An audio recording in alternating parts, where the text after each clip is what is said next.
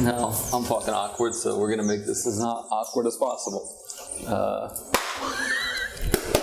Come on, man. That's man, dude. It's me. So, All right. What's up, guys? How's it going? So my shoes are not so dirty. Not dirty.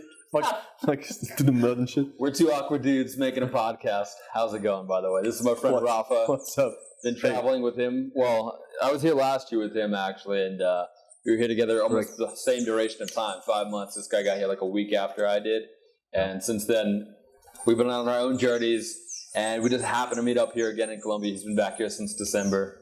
We were here last year from the beginning of March I was here through August. When were you here? August.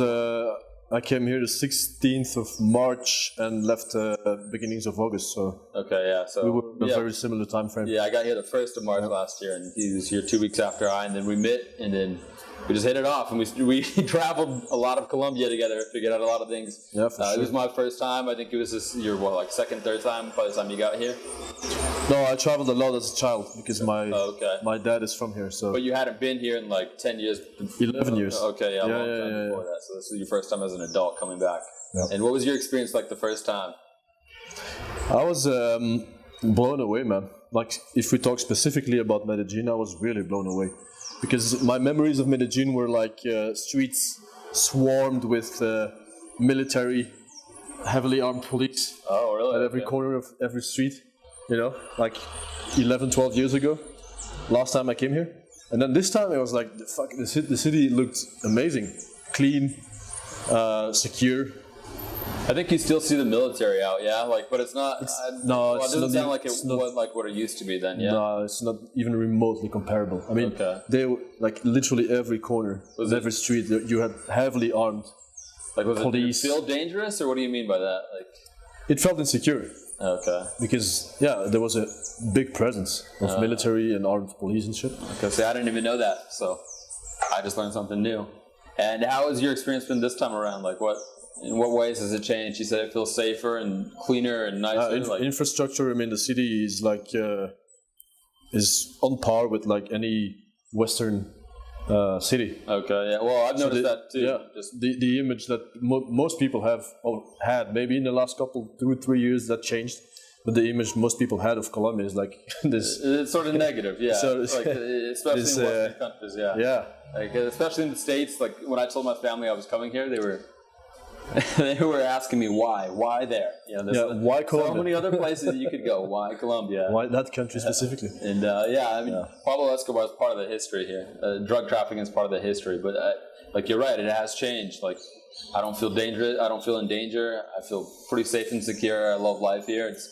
It's affordable if you're coming from a place like Europe or the States, and you have a good quality life. People here are super friendly, happy, outgoing. For sure. Especially here in Medellin, the prices are wonderful. The weather is also excellent here usually. It's a little cold right now, but that's the exception.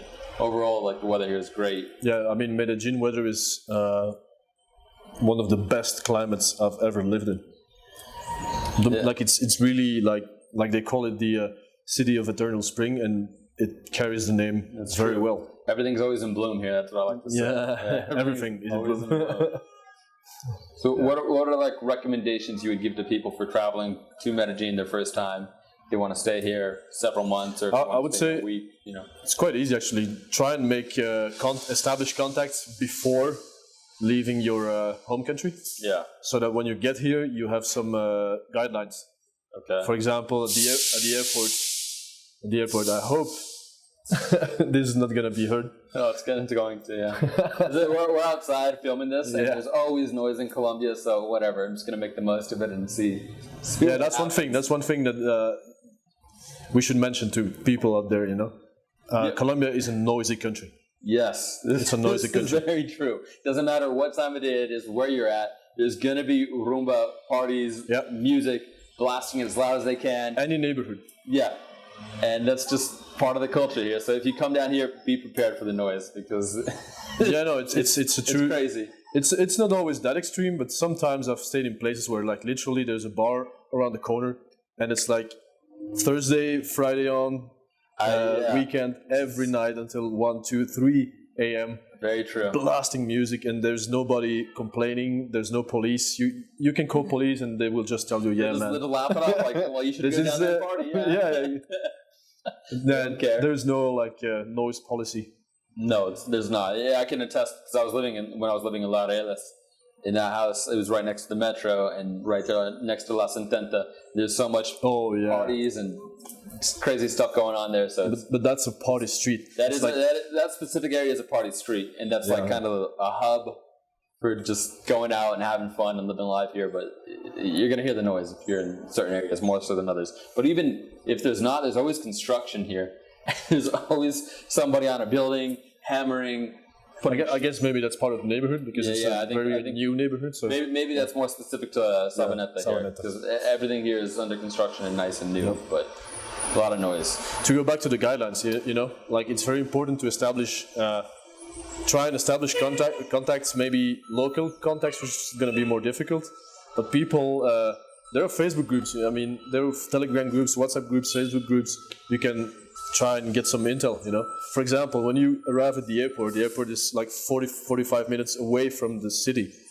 The mountains, it's in the mountains. Yeah. So you have to come down. And most people, they just see lots of taxis and there's like a shitload of taximen just trying to get you to take the cab. And it's going to cost you like 90K, which in euros would be 22, 23 euros, in dollars 27, 25, more or less. Yeah, whereas if you know there is a bus going down, like a small bus going down the same path, and they charge you 13, which is like not even actually $3. They charge me 15, I think. Really? Inflation hits here too. Oh shit! Yeah, dude, there was inflation. Yeah, there is like a huge inflation, even over the past year. Coming down a bit, but yeah. But with that being said, I came out here. I didn't know anybody.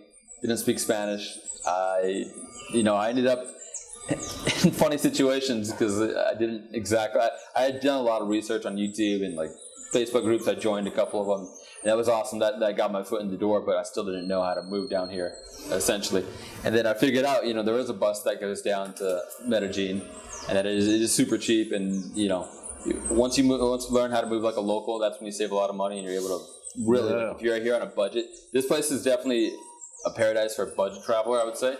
Even if you have money to blow, like you could live a very high quality of life for cheap down here. You have options. That's the thing about Medellin is you have options. You can go all the way to like really the lowest amount of money spent living, or you can go to the highest, most luxurious, depraved even sometimes. I think there's this conception of what Colombia used to be and what it is, and people think of it, especially a lot of people that I talk to, from certain areas of the States, they still think of it as a third world country. Yep. And that, to a degree, is true. Like, there are some areas on the outskirts of Medellin, especially if you're taking the metro, you're going to see some areas that are in a lot of poverty.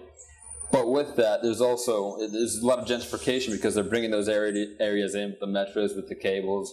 So they're trying to gentrify it, which is, trying to make it better.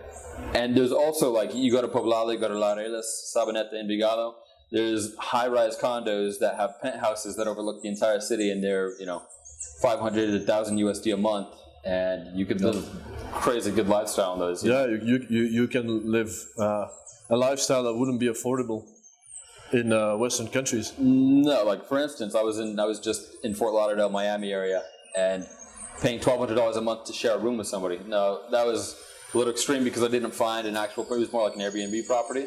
But for instance, $1,200 down here, you could a month. That's like a penthouse. Penthouse. That's a penthouse. In certain areas of Medellin. Yeah. No, I don't live like that when I'm down here because I have no reason to pay $1,200 a month. What am I trying to do? That all depends on your intention. Yeah, it depends on your intentions. But for me, you can find like private rooms in houses, big houses with a nice private room, private bathroom, and like shared kitchens for like $200-$300 here a month in Medellin, and cheaper if you go other places in Colombia. It just depends where you're at, I would say I would add to that, especially since the pandemic. During the pandemic, it was very interesting to be around here. Yeah. Because there was no demand, so prices were super low for rent, for stays, anything like that. But Medellin is becoming expensive because of the inflow of expats, foreigners, Europeans, Americans. It's getting more and more expensive. So there are other cities in Colombia that have a lot to offer, like Manizales, like Bogota, like I think Barranquilla, Santa Marta also, to a lesser degree Santa Marta, I would say. Cali yet to explore. Yeah, coming up soon. Yeah, so keep you guys posted on the cost of living in Cali. Yes. But this guy, he was just in Manizales for a while. He's been in Bogota for the past couple months. Where else have you been? Like those are your two main hubs in Medellin. That's about it. That's about this time. That's about it because I was studying. So yeah, Bogota, Manizales, Medellin. Manizales is a hidden gem. So I went there one time last year. I was there like 3 or 4 days.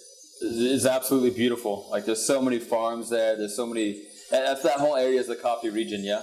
Yep. Yeah. The weather's a little fresher, a little. Usually it's cooler. Although he just got back and said it's a little warmer than. Yeah, I got here yesterday, and Medellin is cold. That's cold. an anomaly, though. That's not usually how it is. No. A little more rain that way too. Yeah. Yep.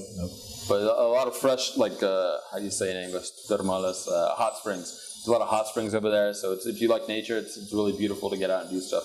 Even here in Medellin, there's so much freaking nature, yeah? It's great because that's also one of the beauties of Medellin. If you know some people and locals, or even like there are some groups of foreigners who go out and do some hikes and go to some lakes, some hot springs around here. Basically, Medellin is a valley surrounded by mountains, and once you go up, it's all like nature. There are some towns and villages, but no big cities, and so you get close to nature very quick. Yeah, or even here in Medellin, there's a river that flows straight through the center. It's always full. It's kind of dirty, but they're working on cleaning it. Kind of dirty. There is a river. It's kind of dirty. There is a river, and there's a lot of fresh water from the mountains that does come down. So many trees and so many birds. Everything is just so lively here. It's very green. It's a very green city. Like the streets are full of trees and like trees. Very green, very fresh. So much rain. Yep. That's like a complete opposite. A big contrast with Bogota. Bogota is flat. Okay. And gray. You don't see any trees there on the streets. Like Medellin is full of trees in the middle of the street. Bogota doesn't have that. Very few neighborhoods have some trees here and there, but it's a very naked city. So how was your overall experience in Bogota? Like, did you enjoy it? You said you did. You were talking about yeah, for sure. Bogota is a capital, man. That's the best way to put it. Has a lot of very good stuff to offer, but a lot of very bad stuff too. Yeah. Lots of insecurity. I personally didn't have any problems at all. But you can sense the suspicion of people in the air and like the general insecurity. People always tell you, especially me looking as a foreigner, like, yeah, avoid this, don't do this, don't show this, don't take out your phone. Like random people on the street sometimes tell you this, like hide your phone and stuff, That is true. Like there's dangers here. Like it's a paradise at the same time, But Medellin doesn't have that. Medellin doesn't have the same danger at all. Well, there's some areas I wouldn't go to and flash my stuff. I'll say it. Oh yeah, for sure. So they do have a saying here: "No dar papaya." Like, don't give. Essentially, what it means is don't give people a reason to rob you. Exactly, but Medellin doesn't have that same vibe and same suspicion around. No, yeah. I mean, most of the times I've felt very safe around here. Yeah. I'll walk around. I won't walk around in the middle of the night with all my nice stuff, or even a camera. But I wouldn't do that either. Yeah. But during the day, like I feel fine.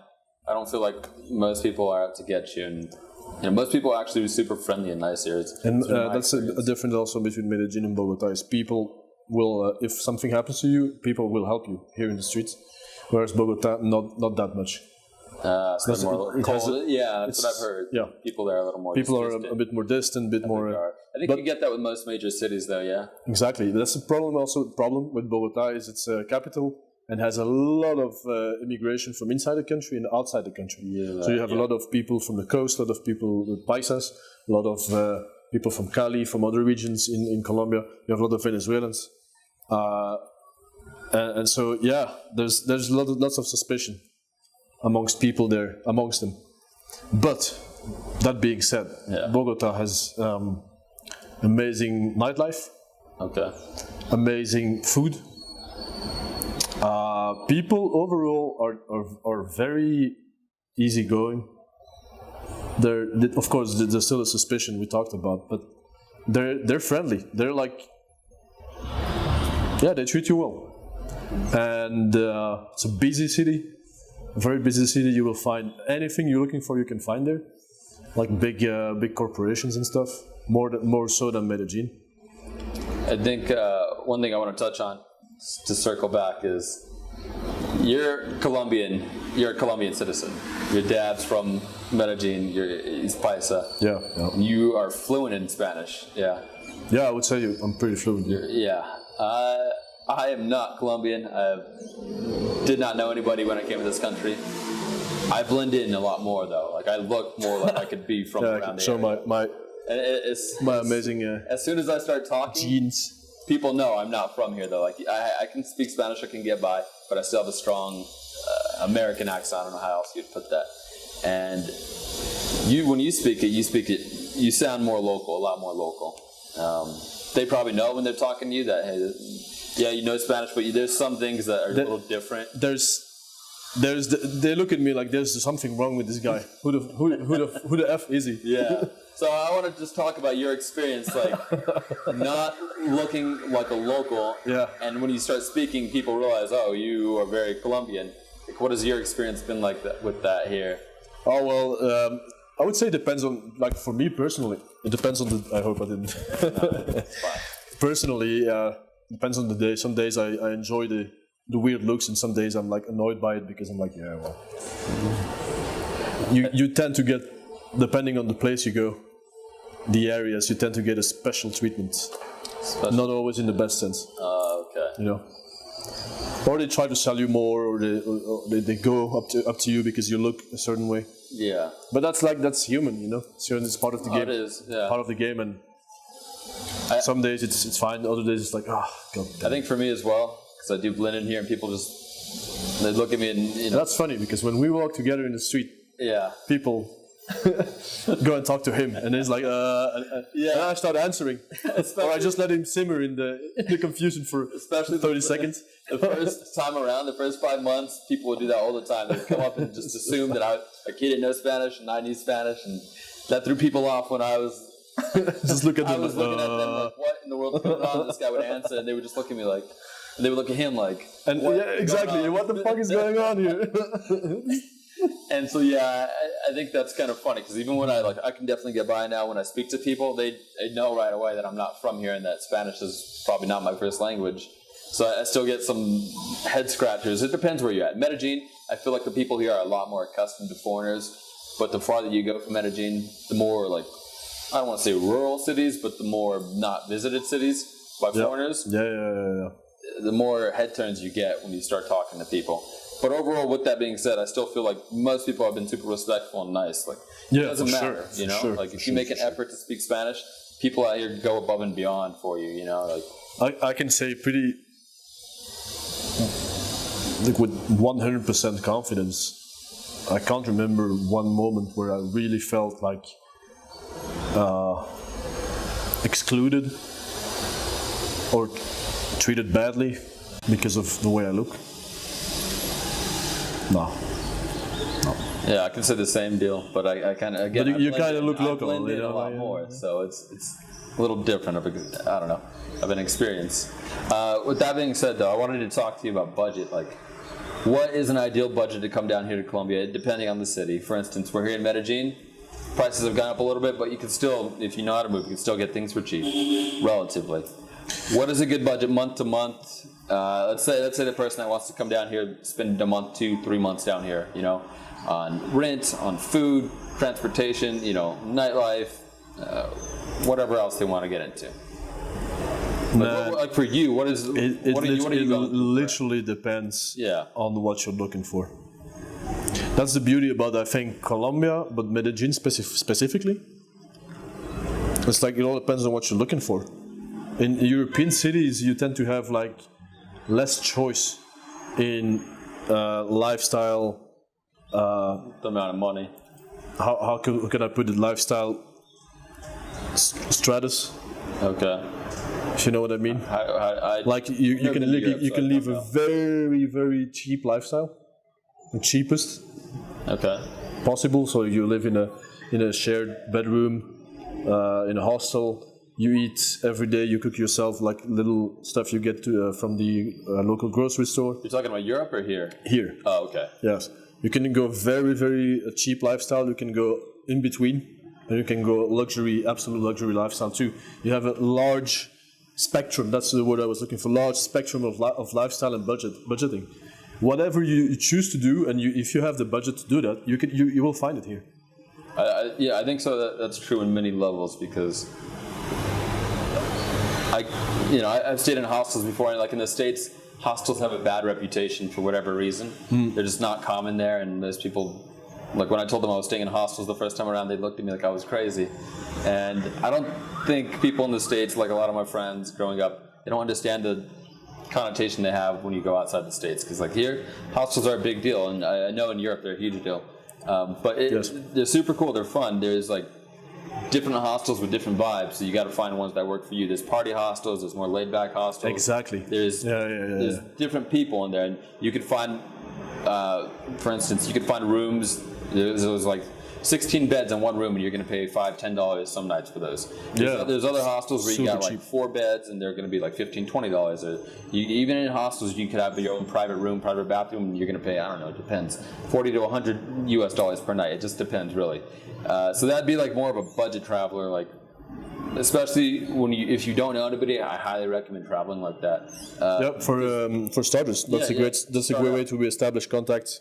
Absolutely, that's what I did, and I'm so grateful I did that because at first I went to Mexico for a couple weeks and I made so many cool friends like that, and then I came here, stayed in hostels, and where we met was actually a co-living space.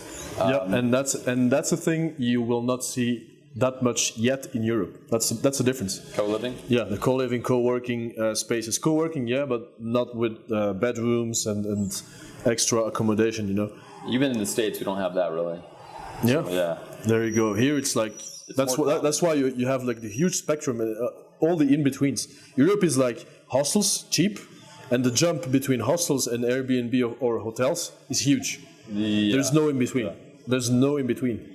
So the Airbnbs are super expensive. Well, it depends also on which city, but like overall, the jump between hostel and Airbnb, private room and stuff, is huge. Whereas here, you can find a gradual increase.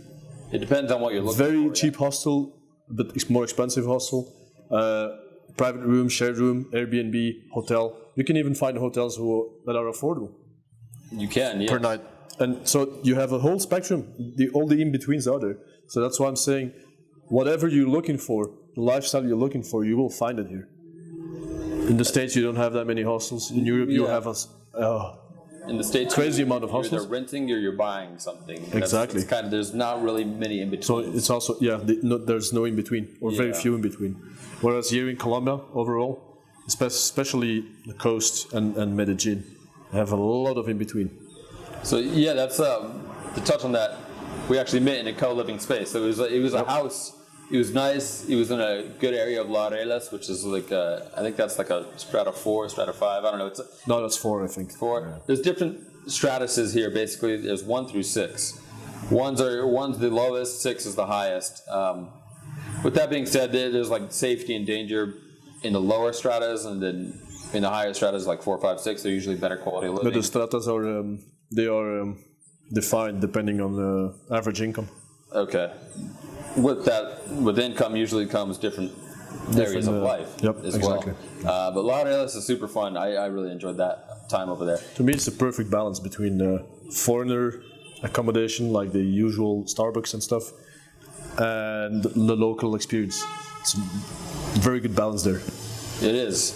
You have everything you want. Like you have bars, clubs, you have cafes, you have nice restaurants, you have street food, you have parks, you have everything, and it is a good balance of locals as well as foreigners. Because when we were there, we ran into a couple foreigners, and that's nice to see. It's nice when you want to speak English.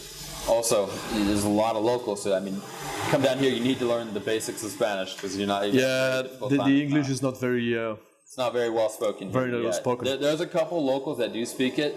Those are few and far between, though. I think that's more specifically Medellin, Bogota, like the bigger cities where people are going to speak English. You go to smaller cities, good luck getting by with English. Good luck getting by with average Spanish. Yeah, even average Spanish. Like if you... Yeah, I don't want to scare anybody off, but if you go to the more rural towns and stuff, which are really worth it, a lot of people, if you speak like average Spanish, you're fine, but if you speak to locals, like each town has their own accent, their own lexicon. It's really funny. It's fascinating. I love languages and all the subtleties, so to me it's fascinating, but I think to many people it's going to be a frustration and a hassle. For instance, I'm an average Spanish speaker now. I would say I'm somewhere between, I'm not fluent, but I'm not a beginner, and I think I'm right in the middle. Like I can get by, I can hold most conversations, as long as people don't go too in depth, and I can express what I need. You understand Venezuelans and costeños.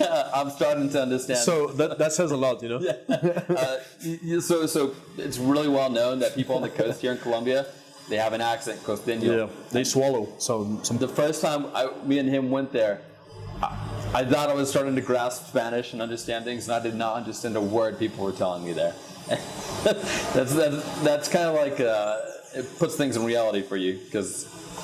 No, I mean even for people locals from Medellin, from inside the country, when they go to the coast, if the coast people don't want to be understood, they manage that very easily. Yeah, because they swallow consonants, they swallow vowels, and they have their own dialects and stuff. So it's like sometimes like what? This is true. I think that's true anywhere on the road, like East Coast, West Coast in the States. People do talk a lot differently. New Yorkers talk faster, more aggressive. People on the West Coast tend to be more relaxed, chill, and different vibes. Yep. But yeah, there's different words, innuendos that people say, you know. With what you said about learning languages, it makes it fun. Because there's different ways to say things, you know. Yeah, exactly. Yeah. What's up, guys? Just wanted to say that's the end of the podcast. Thank you for watching. I appreciate all the support. To everybody who's watching, giving me likes, you know, it really fuels me and keeps me going. I'm doing this for myself, but hey, thank you guys, I appreciate it. And yeah, so that was the end of the first podcast. I'll have the next one out on Thursday, talking more about women and stuff and the good times here in Colombia. Shoots, guys.